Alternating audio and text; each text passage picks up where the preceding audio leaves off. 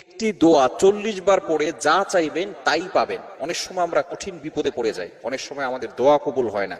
আপনার স্বামী আপনার কথা শোনে না, আপনার স্ত্রী আপনার কথা শুনছে না, সন্তানরা কথা শোনে না, বিভিন্ন ভাবে অভাবের ভিতরে পড়ে গেছেন, মেয়ের বিয়ে হচ্ছে না, সন্তানরা কথা শোনে না, বিভিন্ন টেনশনে মানসিক ভাবে আপনি দুশ্চিন্তায় পড়ে যাচ্ছেন, ফ্রাস্ট্রেটেড পিপল যারা, আপনি এই দোয়াটা 40 বার পড়ে, কোরআন একটি দোয়া, এই দোয়াটা 40 বার পড়ে আপনি আল্লাহর কাছে দোয়া করেন, দেখবেন আল্লাহ তাআলা অবশ্যই আপনার দোয়াগুলো কবুল করবেন।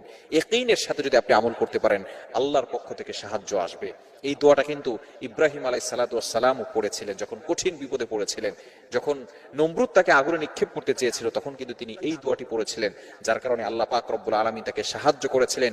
40 দিন ধরে নমরুদ তাকে আগুনে নিক্ষেপ করেছিল, আল্লাহ পাক রব্বুল আলামিন সরাসরি আগুনকে অর্ডার করেছিল, কুলনা ইয়া নারু কুনি বারদাও ওয়া সালামান আলা ইব্রাহিম। আগুনকে ডাইরেক্ট আল্লাহ তাআলা অর্ডার করে দিয়েছেন, আগুন এটা কিন্তু আমার পয়গম্বর, খবরদার তার পশমও যেন না পুড়ে যায়, তাকে শীতলময় এমন সুন্দর একটি জায়গা করে দাও যেখানে গরমও লাগবে না, আবার বেশি ঠান্ডাও লাগবে না। আল্লাহু আকবার, সুবহানাল্লাহি ওয়া বিহামদি। এই চমৎকার দোয়াটি যদি আপনি 40 বার পড়তে পারেন, এরপর আল্লাহর কাছে দোয়া করতে পারেন, আল্লাহ পাক রব্বুল আলামিন অবশ্যই আপনার দোয়াগুলো অ্যাকসেপ্ট করবেন, কবুল করবেন। আপনার যা চাইবেন সেটাই আল্লাহ তাআলা কবুল করবেন।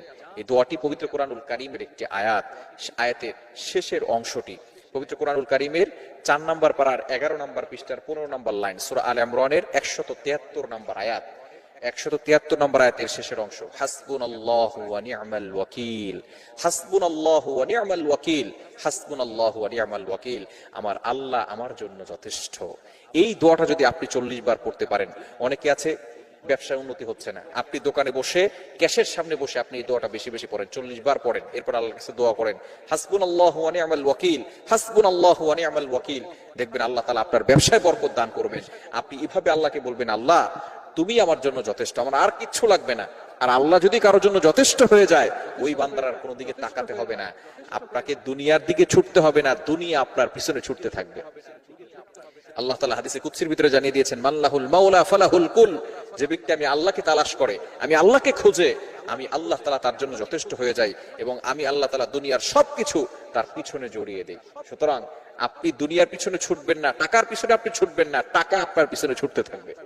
যদি আপনি আল্লাহ তাআলাকে সন্তুষ্ট করাতে পারেন, যদি বাংলাদেশের প্রেসিডেন্ট কাউকে বলে আমি তোমার জন্য যথেষ্ট, আমি তোমার জন্য এনাফ, তাহলে ওই ব্যক্তির আর কিছু লাগবে না, তাহলে তার সব টেনশন দূর হয়ে যাবে, যে আমার পাশে মাননীয় প্রধানমন্ত্রী আছেন, আমার পাশে প্রেসিডেন্ট আছেন।